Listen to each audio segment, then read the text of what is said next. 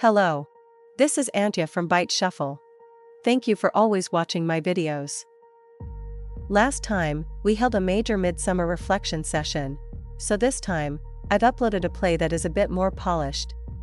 The highlight is in the third game, where I predicted the opponent's hand from their moves and managed to snatch victory despite the tough situation. Here is the deck list we will be using this time. While testing the blue-black Surveil land deck, I found that when my opening hand is strong, I often want to fetch an underground sea. Therefore, I am currently considering a different color. I don't feel any operational issues except when my opening hand is strong. But considering the possibility of facing Eldrazi, I am currently pondering my options. Since it's a land-heavy hand, I'll mulligan. I'll put Gia's Will, which does nothing in my hand, to the bottom.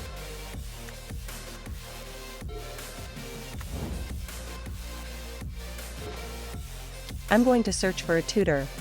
I found a tutor, but since my subsequent draws would be constrained, I shuffled.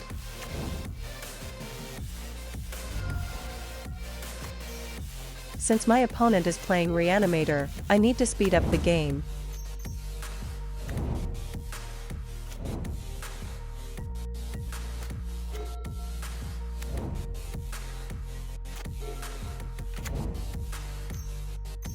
With my graveyard sealed, it will be difficult to win if my life total is pressured. I intended to ignore Khazad-dûm's troll, but since the situation has changed, I will destroy the animate dead. The effect of Surveil sends it to the graveyard. The effect of Surveil leaves it on the top of the library. I check the distance between myself and the opponent, since it will take more time for my setup and I have a Veil of Summer in hand to prevent a sudden death. I removed the Entomb.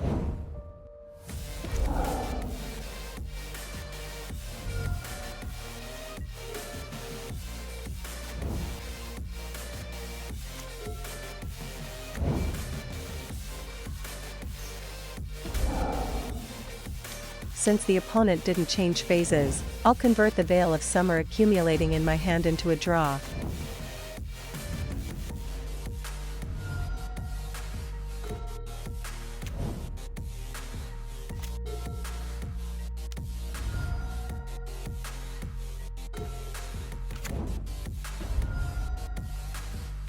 I'm already in a losing position, but if they counter the first dark ritual, I can draw with Veil of Summer, so I tried it just in case.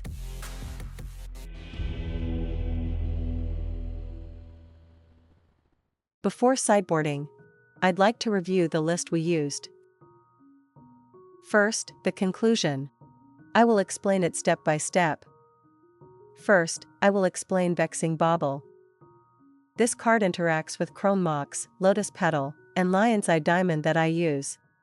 However, by playing 0 mana artifacts first, you can minimize the impact of Vexing Bauble. You can also neutralize it with your own Veil of Summer. If it becomes a hindrance, you can turn it into a cantrip, allowing you to control it to some extent. As for the benefits of keeping Vexing Bauble on the battlefield, if the opponent has no open mana, it can neutralize their pitch spells. Therefore, even if they reanimate Atraxa, Grand Unifier, if the opponent has no open mana, you can continue the game without giving up. Let's get into the main topic.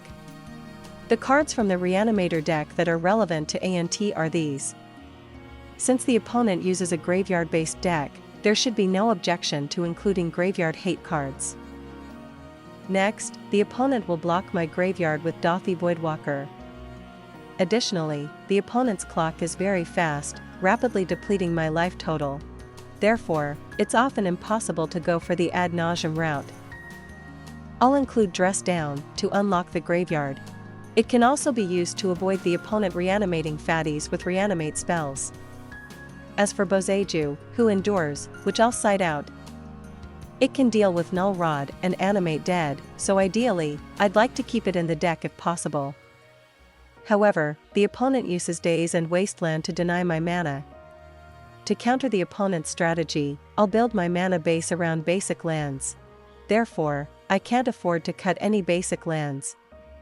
Boseiju, Who Endures is a card I'd like to keep in the deck if possible. But due to space constraints, I'll side it out. If you want to keep Boseiju, Who Endures, you could consider reducing Ponder from 4 to 3 copies and keeping 1. Next, regarding Cabal Ritual. Since the opponent often blocks my graveyard, making Cabal Ritual less effective, I'll reduce the number of copies. Finally, regarding Infernal Tutor. Even though I'm not a fan of the Beseech the Mirror and Giazwil package, I feel it's necessary for this matchup. Therefore, I would like to keep all 4 copies of Infernal Tutor in the deck. But due to space constraints, I removed 1.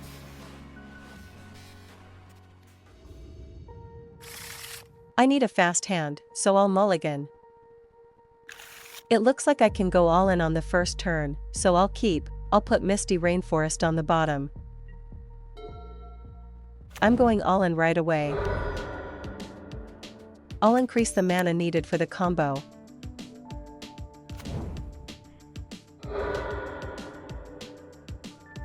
I'll go for the combo via the graveyard. I'll accelerate my mana while also building up the storm count. With enough storm count, I'll cast Tendrils of Agony.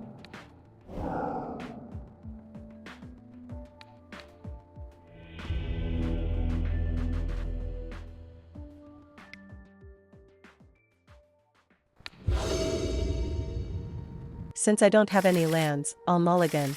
I'll put Misty Rainforest on the bottom.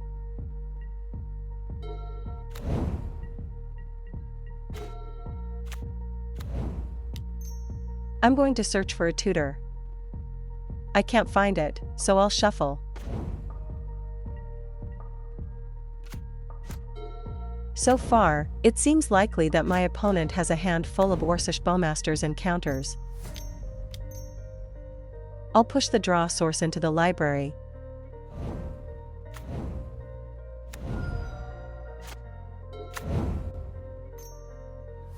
The opponent used Ponder and drew without shuffling.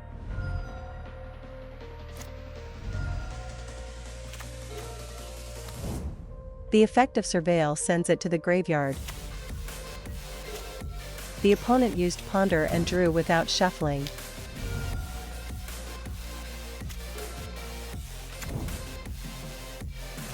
If the discard spell in my hand is Duress instead of Thoughtseize, I plan to cast Duress, then Vexing Bauble, and finally Veil of Summer.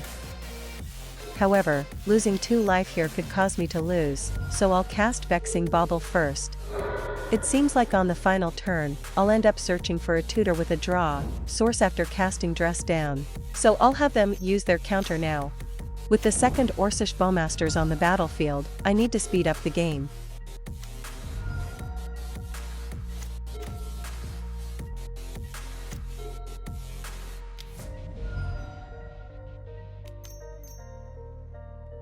I'll enable my draw source with Dress down.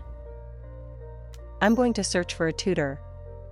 I put 2 Misty Rainforests on top.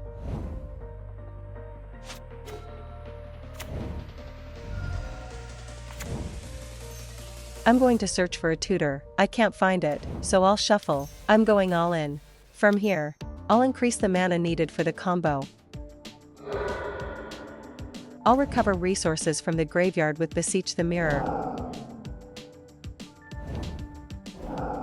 I'll accelerate my mana while also building up the storm count. With enough storm count, I'll cast Tendrils of Agony.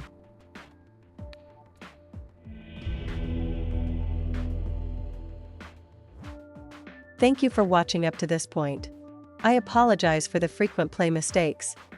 I hope to improve at MTG together with everyone. If you enjoyed this video, please consider subscribing to the channel and giving it a thumbs up. See you in the next one. This has been ANT,